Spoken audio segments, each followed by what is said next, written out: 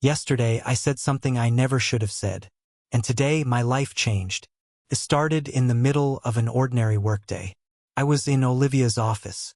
Her office, the kind of place that made everyone else nervous the second they stepped inside. The glass walls, the view of the city, the heavy silence, and Olivia sitting behind that desk like she owned not just the company, but the entire world. Olivia was my CEO. Sharp suit, dark hair pinned back, eyes that seemed to cut through lies before they were spoken. Everyone feared her. I admired her maybe more than I should. I don't know what possessed me to joke that way. Maybe it was the way she leaned forward, asking why I had stayed late again. Maybe it was the way her gaze lingered on me longer than usual. Whatever it was, I opened my mouth and said with the dumbest smile, "Probably no one loves you but me." Silence. My stomach dropped. Olivia didn't laugh. She didn't smirk. She just stared at me. And in that stare, I couldn't tell if she wanted to throw me out of the building or test if I really meant it. Olivia finally said very quietly, "Careful." Just that one word. Careful. I stumbled out of her office, cheeks burning. Sure, I'd ruined everything. That night, I barely slept.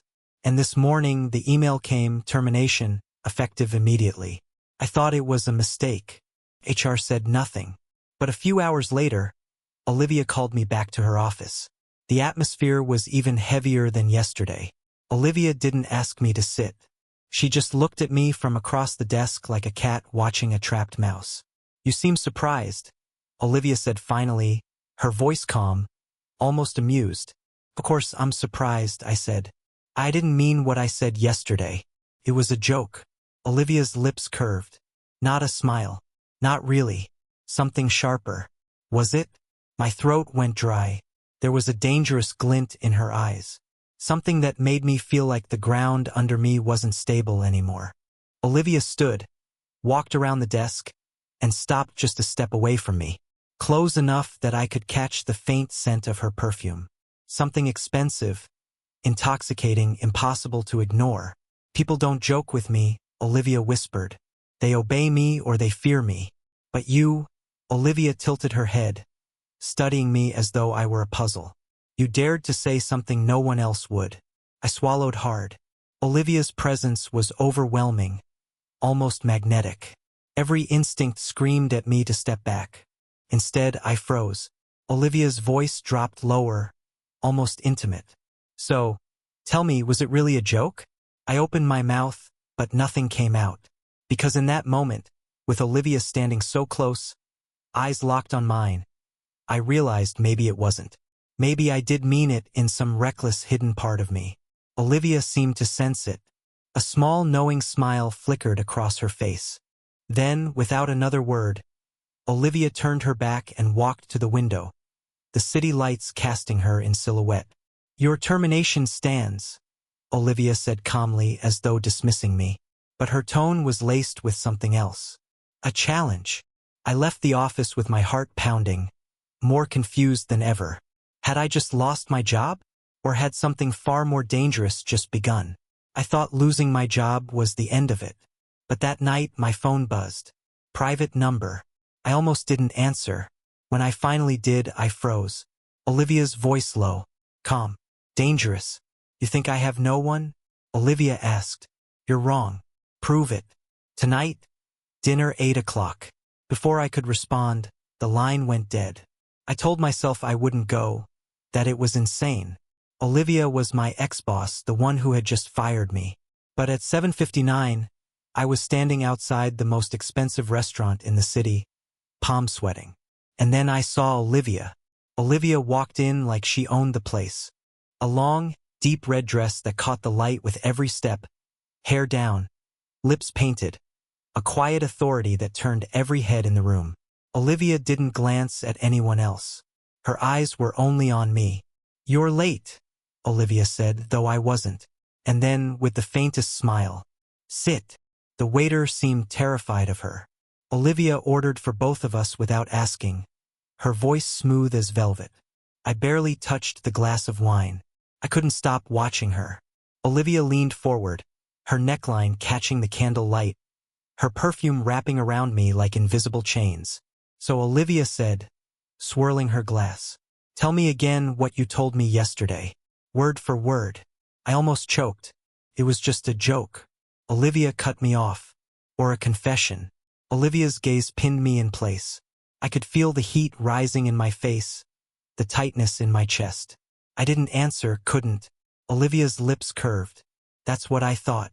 The evening unfolded like a game I didn't know the rules to. One moment Olivia was playful, teasing, leaning close enough that her hair brushed my hand. The next she was cold, reminding me she could ruin me with a single call. I felt like I was walking on a wire strung high above the city. One wrong move and I'd fall. At one point, Olivia reached across the table, her fingers grazing mine as if by accident. I flinched, but Olivia didn't pull away. Instead, Olivia held my hand there, her nails lightly pressing into my skin. You don't understand yet, Olivia whispered, her voice soft enough that only I could hear. I didn't fire you because I hated your words. I fired you because they were too close to the truth. I stared at Olivia, heart pounding, completely lost. Olivia leaned back, finally releasing my hand, and took a slow sip of wine, her eyes never leaving mine. I don't share what's mine. Not with a company. Not with anyone. I opened my mouth trying to find something to say. Anything. But Olivia cut me off with a quiet laugh. Don't look so scared, Olivia said. If I wanted to destroy you, I already would have. Olivia's smile sharpened. But maybe I want something else. The words hung between us like a loaded weapon. Couldn't breathe. Couldn't look away. For a moment, I thought Olivia might actually say it. Spell out what she wanted from me, what this was. But then Olivia stood, tossing her napkin onto the table. Dinner's over, Olivia said. Walk me to my car. And as we stepped into the night, Olivia's arm brushed against mine, her perfume filling the air. I realized something terrifying. Olivia hadn't ended anything. Olivia had just begun. I thought the dinner was the peak of her game. I was wrong. That was just the beginning. The next morning I sent out resumes. By noon, 3 companies had rejected me. By evening, 5 not even interviews. Strange, too fast, too clean. Then one of my friends in HR called me and whispered, I don't know what you did, but someone's blacklisting you. I didn't need to ask who. At 10 p.m., my phone buzzed again. Another private number. I already knew who it was. Olivia's voice was soft, almost bored. You're looking for work. I gritted my teeth. How do you know that? Olivia laughed low and quiet. Because I made sure of it. My heart stopped. Come to my place, Olivia said. Penthouse, top floor, midnight. And then she hung up. Every cell in my body screamed at me not to go. And yet at 11:59, I was in the elevator, watching the numbers climb higher, higher until the doors opened to polished marble floors and walls of glass overlooking the entire city. Olivia was waiting by the window, black silk dress, bare shoulders, a glass of red wine in her hand. Olivia didn't turn as I walked in. Do you like the view? Olivia asked. I swallowed. It's incredible. Finally, Olivia turned, her eyes catching the light. So are the things I own, and I don't like losing them. I opened my mouth, but Olivia lifted a finger. Quiet, commanding. Don't speak. Just listen. Olivia walked closer, heels clicking against the floor, each step echoing in the silence. When Olivia stopped in front of me, she was so close. I could feel the warmth of her skin, the faint brush of her perfume. You don't belong to that company anymore. Olivia whispered. You belong to me. If you want a career, if you want a future, it starts here with me. Olivia's words hit like a trap, snapping shut. My chest tightened. You can't just, I started. Olivia's eyes narrowed, sharp as glass. And I did. You'll understand soon enough. Olivia took my hand suddenly, pressing her glass into it. Olivia's fingers lingered, her nails scraping lightly against my skin. Drink, Olivia said. It'll help you stop pretending you're not tempted. I hesitated, but I raised the glass. The wine burned hot in my throat. Olivia leaned closer, her lips inches from mine, her voice barely audible. You asked me yesterday if anyone loves me. The truth is, I don't need anyone's love. I need loyalty, absolute, undivided, and I think you're reckless enough to give it. For a second, I thought Olivia was going to kiss me. My heart hammered, my whole body frozen, waiting, wanting. But at the last possible moment, Olivia pulled away, turning her back to me, her voice suddenly cold. Go home, Olivia said. Think about whether you're strong enough to play my game. I stood there, pulse racing, too stunned to move. Olivia didn't turn around. Olivia just lifted her glass, staring out at the city as though I wasn't even there anymore. And that's when I realized Olivia hadn't trapped me with threats. Olivia trapped me with something far more dangerous. Choice. I told myself I wouldn't see Olivia again, that I'd cut ties, find another job, start over. But then the message came. Meet me at the hotel, wear a suit. No explanation, no choice. When I arrived, the lobby was glowing with golden light, businessmen and women buzzing about, but Olivia stood apart.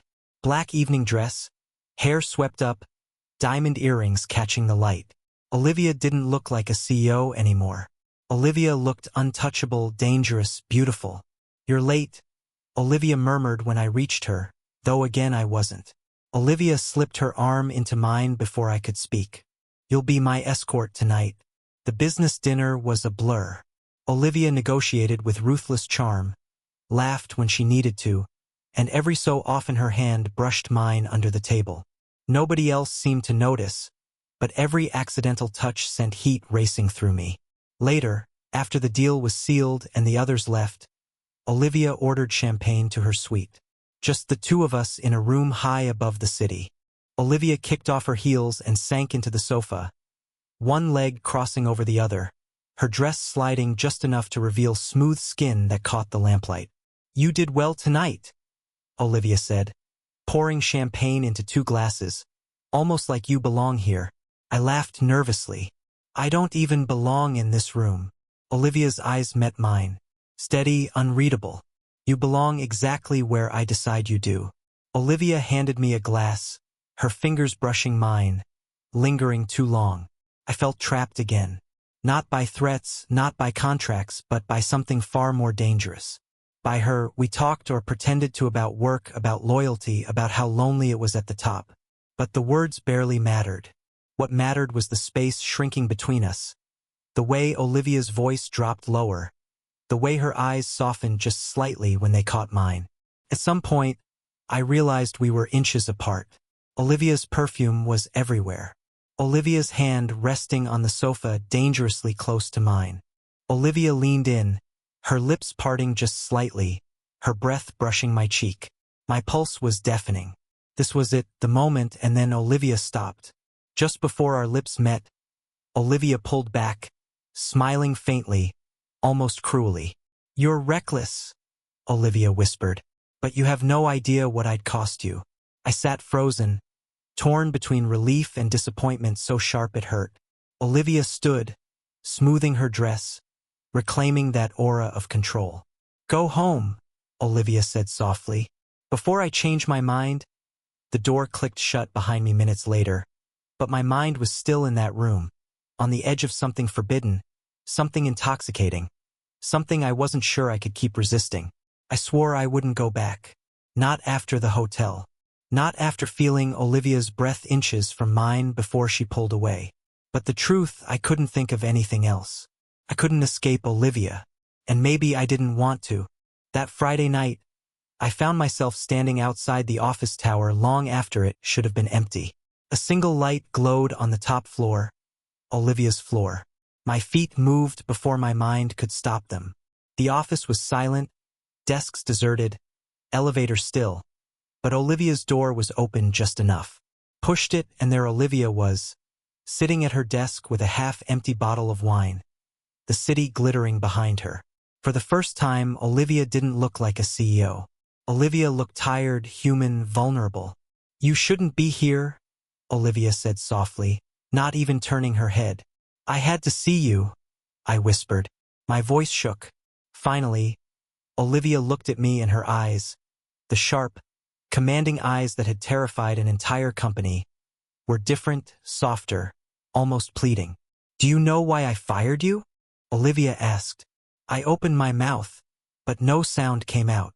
Olivia stood, walking toward me slowly, the glass of wine dangling from her fingers.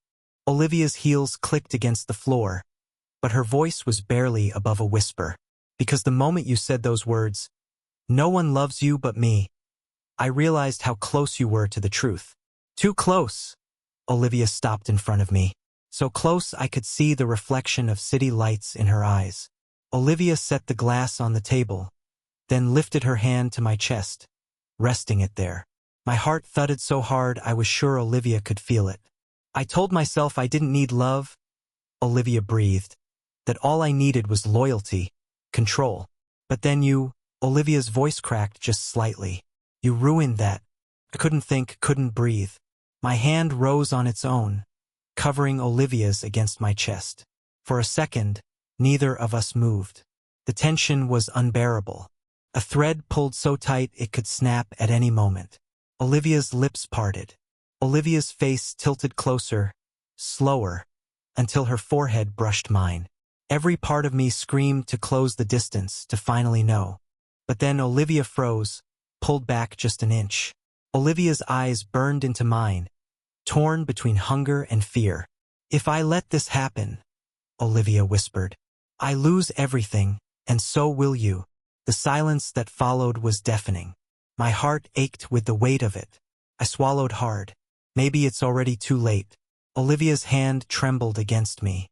Olivia closed her eyes for a long moment, then let out a shaky laugh, half bitter, half broken. Olivia stepped away, reaching for her glass again, reclaiming her mask. "You should leave," Olivia said, her voice suddenly cold again. "Before I forget what's at stake." I stood there torn apart, watching Olivia retreat into herself, into that armor I'd seen from the beginning.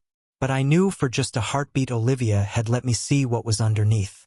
I left Olivia's office, the echo of her touch still burning on my chest. And as the elevator doors closed, one thought consumed me. This wasn't the end. Couldn't be.